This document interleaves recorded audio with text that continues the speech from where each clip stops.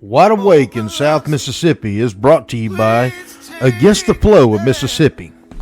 Against the Flow of Mississippi is the story of Jake Fayard, a Marine veteran who is unhappy with the political machine running the state of Mississippi. He decides to fight the corruption from the inside. Jake will face more challenges than he ever has and will stand up for what he thinks is right. His notoriously hot temper will push him to the edge of murder, along with his friend and brother, Kobe Bahanovich. Together, they will fight the system and give the power back to the citizens of Mississippi. Against the Flow of Mississippi is now available on Amazon. The Wide Awake in South Mississippi podcast is hosted by Anthony Allen. If you have a news story, or if you are a political candidate and want to get on the show, please give me a call at area code 904-860-2502.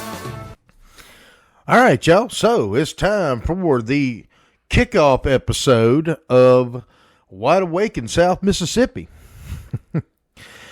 You know, a little bit of background on me and who I am for those of y'all who have forgotten, I guess, even though I've been told that I'm pretty unforgettable. I had a podcast starting back in 2014 called Liberty with a Southern Accent. And that turned into a radio show on WGSO AM 990 out of New Orleans. Then I dropped the radio show due to conflicts with my day job and just went back to it being a straight podcast, and I let it go. I really did not want to get back into doing any kind of media with politics. Unfortunately, fast forward to 2023, and I find myself back on the coast after spending several years in Florida, and I don't like what I see. I am ashamed at the way that the coast looks right now. And it's appalling. Let me go ahead and tell you what I'm seeing. What I am seeing is downtown Biloxi. And I've said this many times on Facebook posts. I'm not saying anything different. But downtown Biloxi is arguably probably one of the first places that somebody, a first-time visitor to the coast, will see.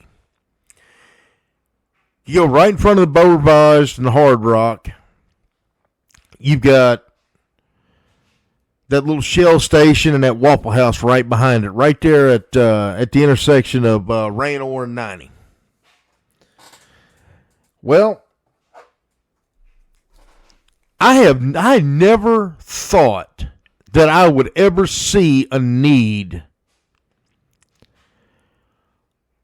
for armed private security to be at a gas station in Biloxi. The little corner store right there on Division Street doesn't even have armed security. And that's in the hood. Traditionally the hood anyway.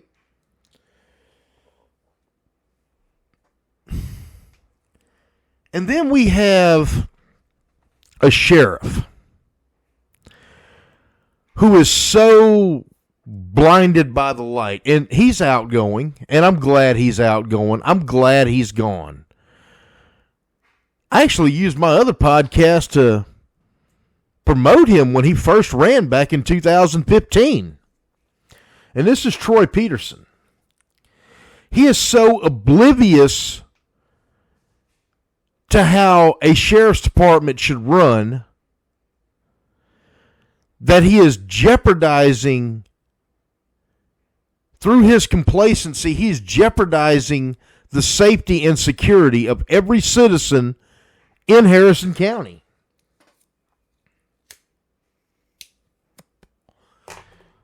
I have never seen this. We have street cops that are out there that can't do their jobs. And let me tell y'all something, people. I learned quite a bit when I was living in Florida. I picked up a new career. The career I picked up was in law enforcement. I was a correctional officer for the state of Florida. That's what I did down there. So I have a greater understanding of how to run a correctional facility the proper way. But our sheriff does not. Just my opinion. But I also believe my opinion to be fact. When you have a jail that you can't lock anybody up in, and you blatantly lie to the public about why you can't lock anybody up, there's a problem. Now, I'm not going to get into the whole, I'm not going to do a whole 2-hour long, and I could probably go longer than that, on the problems with the criminal justice system in the state of Mississippi. I guarantee you I could go on and on and on and on and on. I may do this in series. But for now, I'm going to say that I am completely appalled and ashamed at what I am seeing on the coast. The bottom line is the jail is shorthanded. Okay, there's a shortage of law enforcement officers nationwide. That is very true. There's a shortage of correctional officers nationwide. That is true. However, Troy Peterson does not have an excuse.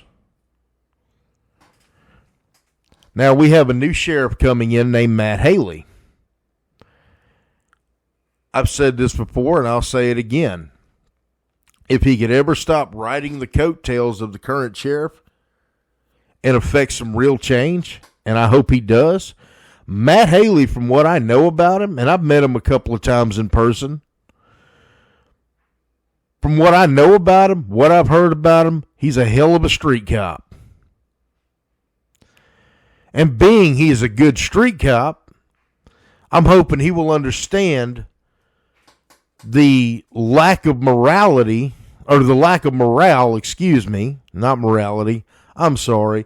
It's 7 o'clock in the morning. I'm a little tired here. This has literally kept me up nights worried about this stuff. But the lack of morale on the police departments here on the coast, here in Harrison County, scares me. This is what makes good cops quit.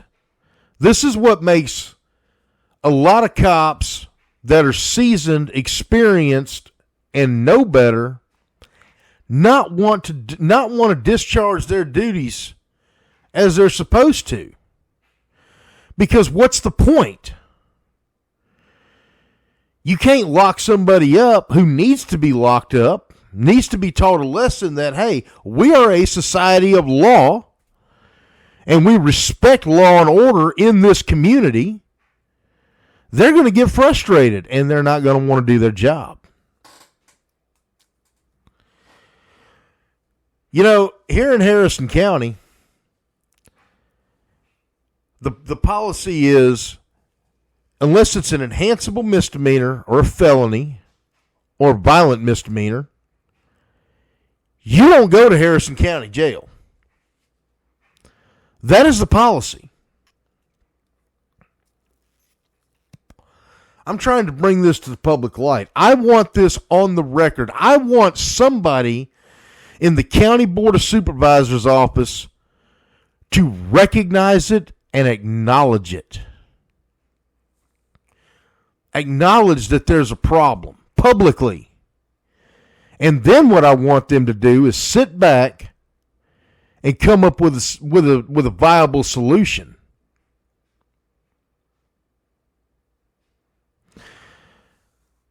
I'm going over the broad strokes in this one. I'll get into specifics in subsequent podcasts because I don't want y'all to have to try to one-shot here the whole problem. But I'm going to give you the whole problem, and I'm going to give you a solution too. But the Board of Supervisors, I don't think fully grasp what is going on. Some of them do. I know Beverly Martin is receptive, but she's outgoing too.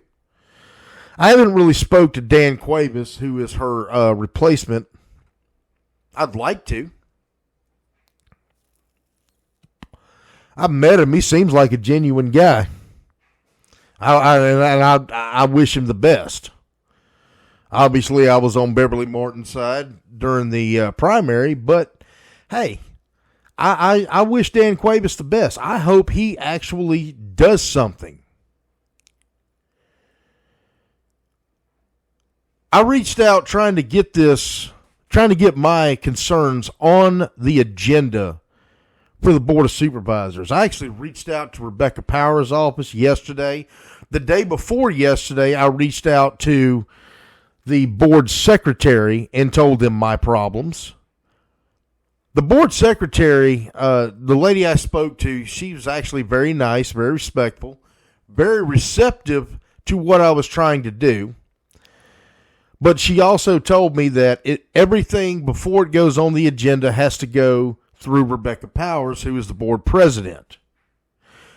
Yesterday, just as a follow-up, I called Rebecca Powers' office and I spoke to her secretary. I wish I would have recorded that call because that lady was rude. Let me tell each and every one of y'all, and I don't care what district you're in, what party you're in, it doesn't make any difference to me. Doesn't matter what you're trying to do with the Board of Supervisors here. While you're sitting there, you work for us. And as far as the sheriff goes, you work for us too. You may be locked in for 4 years, but I don't care. You work for us. What we say, you do. Period. There is no middle ground there. We are the ones who gave you your job. We pay your salary. Yes, I'm saying it. Yes, I'm throwing that out there. We absolutely pay your salary. When we say jump, you had better say how high, or 4 years from now, you will be out of a job. I am inviting a positive response from the board to get me on the agenda so that I can voice my concerns and my observations that I'm seeing. And I want them to formally acknowledge the problem.